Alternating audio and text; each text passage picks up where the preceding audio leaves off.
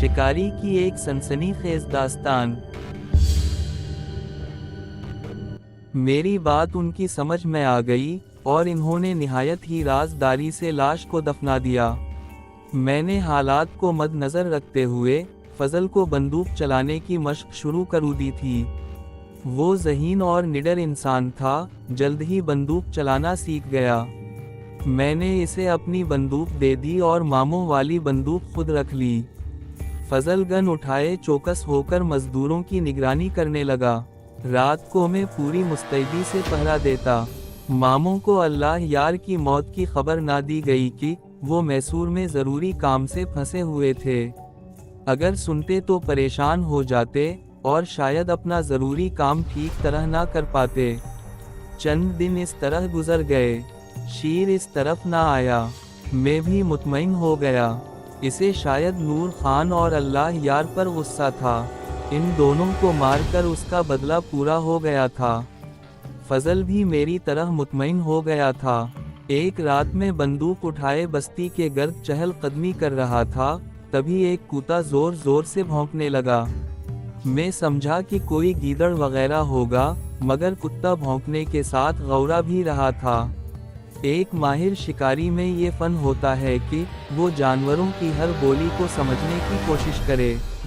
मैं समझ गया था कि कुत्ता किसी दरिंदे को देखकर भौंक रहा है। मैं जल्दी से इस तरफ गया। कुत्ता मुझे देखकर और जोर जोर से भौंकने लगा। मैंने बगौर इस तरफ देखा तो अंधेरे में मुझे दो सूख रोशन आंखें दिखाई दें। मैंने थोड़ी आगे जाकर मजीद गौर से देखा तो हका बका रह गया।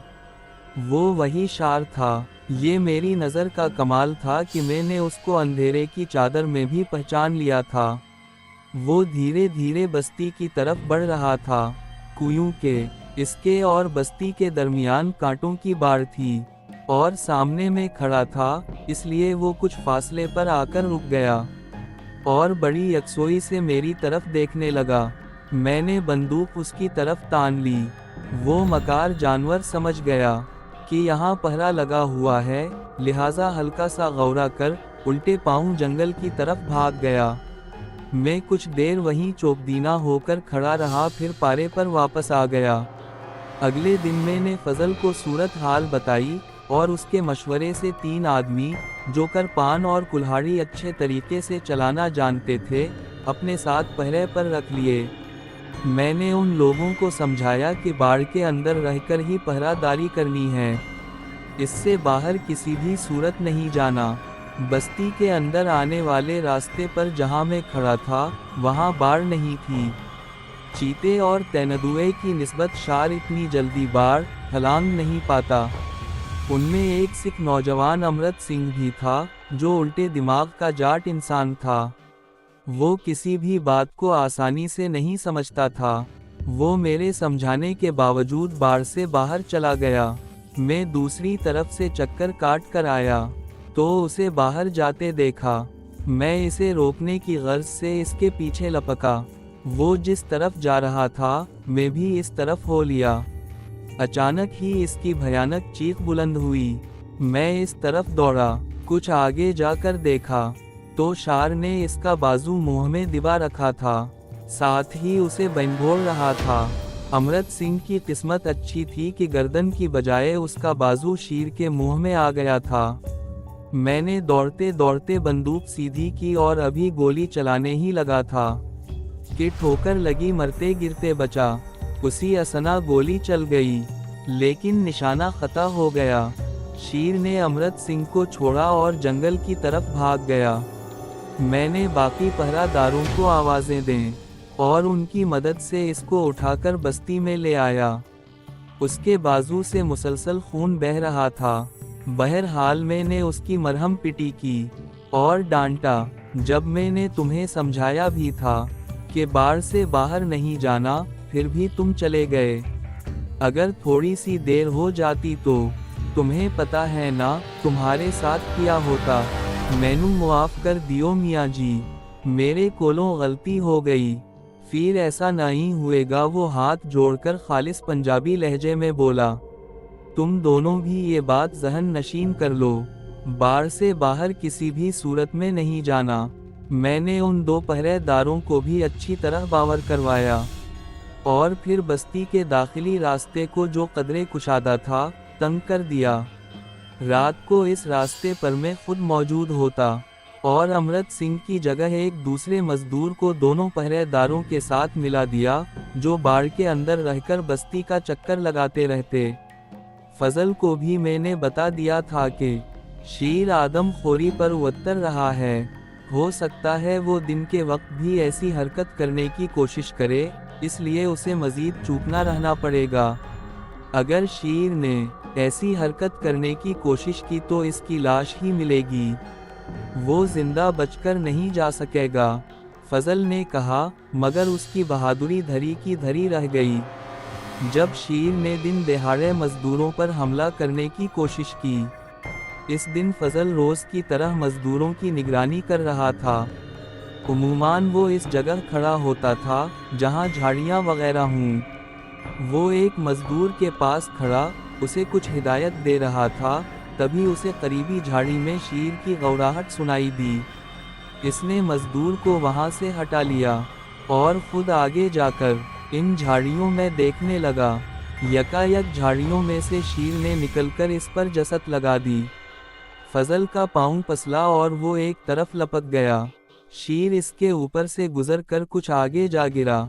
फजल ने संभल कर इस पर गोली चलाना चाही, मगर शेर ने कुछ ज्यादा ही फुर्ती का मुजाहिरा किया और दोबारा इस पर जसत लगा दी। इस बार भी फजल की किस्मत ने साथ दिया। बंदूक शेर के जिलबरों में जा फुंसी, मगर सुराख बाहर ही रहा, जबकि फजल गिर पड़ा था। इसने उजलत में गोली चला दी, जो सीधी दरख्त की टहनी पर जा लगी। उसी असना में पास खड़े मजदूर ने शेर पर डंडों की बारिश कर दी। दूसरे मजदूर जो पास ही थे, शोर सुनकर भागते हुए आ गए। शेर ने जब इतने लोगों का हुजूम देखा तो 9-2-11 हो गया। मजदूरों ने फजल को संभाला और उसे पानी वगैरह पीने को दिया। मुझे इस वाकया की खबर रात को हुई तो मैंने फजल को तना दिया, तुम तो बड़े बहादुर बने फिरते थे, मगर शेर तुम्हारे हाथों से निकल गया। अलामत वावेन, हम दोनों की जिंदगी अभी बाकी थी दोस्त, वरना हम में आज एक जिंदगी की बाजी जरूर हार चुका होता। वो खफगी से बोला, इसे मेरा तदीन्स करना बुरा लगा था, इसमें तुम्हारा कोई कसूर नहीं है फजल। इन दरिंदों की फितरत ही कुछ ऐसी होती है, ये चालाकी मकारी और फिरकी से ऐसा वार करते हैं कि बड़े से बड़े शिकारी को भी गोली चलाने का मौका नहीं मिल पाता। बहरहाल तुम अब रात को पहरा दोगे, मैं दिन को मोर्चा संभालता हूँ। मैंने उसको रात के पहरे पर लगा दिया और 4 आदमी इसके तसरफ में दे दिए। शेर मेरा शनासा बन चुका है, इसलिए उसने रात के बजाय दिन को शिकार करने का सोच लिया था और फजल जैसे अनाड़ी बंदे से पहले दिन ही इसका वासिता पड़ गया था। अब लाजमी उसने दोबारा दिन में घात जरूर लगानी थी। मैं चाहता तो शेर को जंगल में तलाश करके मारने की कोशिश करता, क्योंकि वो पूरी तरह तो नहीं, मगर आदमखोरी पर उतर जरूर आया था। अंग्रेज हुकूमत थी, शेर के शिकार पर वो पाबंदी थी।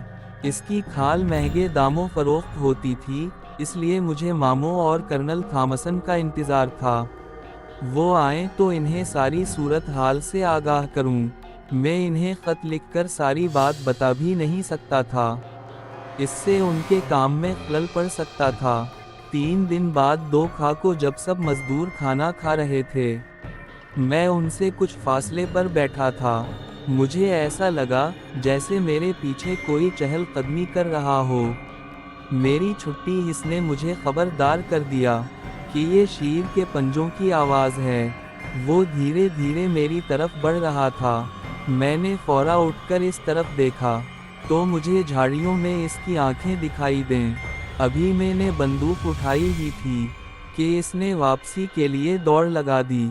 मैंने खुदा का शुक्र अदा किया कि चलो उसके दिल में कुछ तो डर है, वरना कुछ दरिंदे तो शिकारी की आंखों में आंखें डालकर खड़े हो जाते हैं। फजल रात को पूरी मुस्तैदी से पहरा दे रहा था।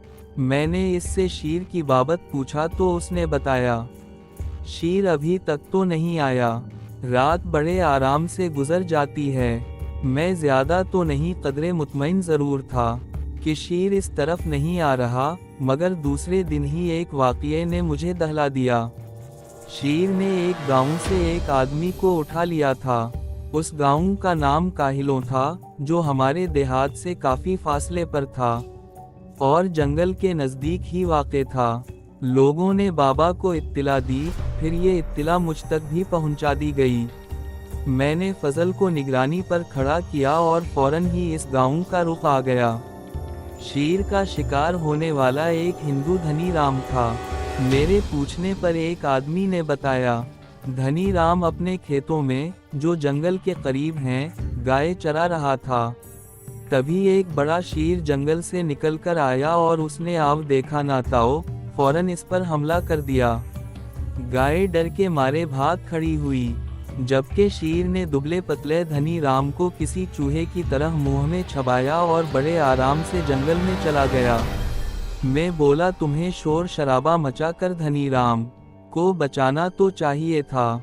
हो सकता है लोग तुम्हारी आवाज सुनकर आ जाते और शीर उसे उठाकर ना ले जाता। वो बोला, मैं खुद डर गया था कि कहीं शीर मुझे ना उठा ले जाए, इसलिए एक जगह छप गया था। अलामत वावेन। मैंने उसको साथ लिया और इस जगह पर आ गया जहां धनी राम शीर का शिकार हुआ था। मुझे इस बात का अंदाजा था, दुबले पतले धनी राम की हड्डियां तक नहीं मिलेंगी, क्योंकि इस कमजोर इंसान से शीर का पीठ कहाँ भरा होगा, मगर इस जगह का मुआयना करना जरूरी था। यहाँ जाबजा पंजों के निशान थे, मगर खून का एक कतरा तक दिखाई नहीं दे रहा था। मैं काफी दूर तक गया, मगर धनी राम की एक हड्डी तक ना मिली, यहाँ तक कि इसने जो कपड़े पहने थे वो भी ना मिल सके।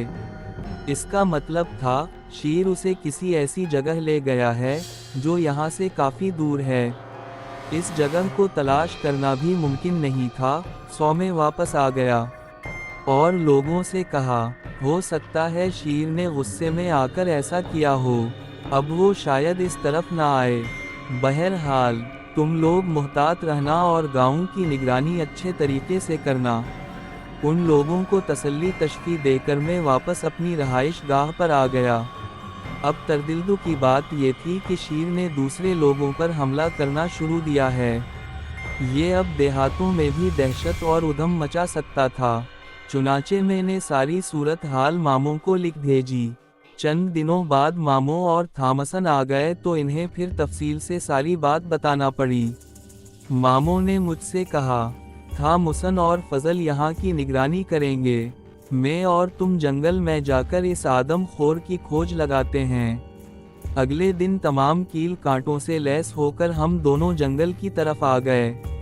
मैंने मामो को वो जगह दिखाने का फैसला किया जहाँ शीर ने नूर खान को शिकार बनाया था।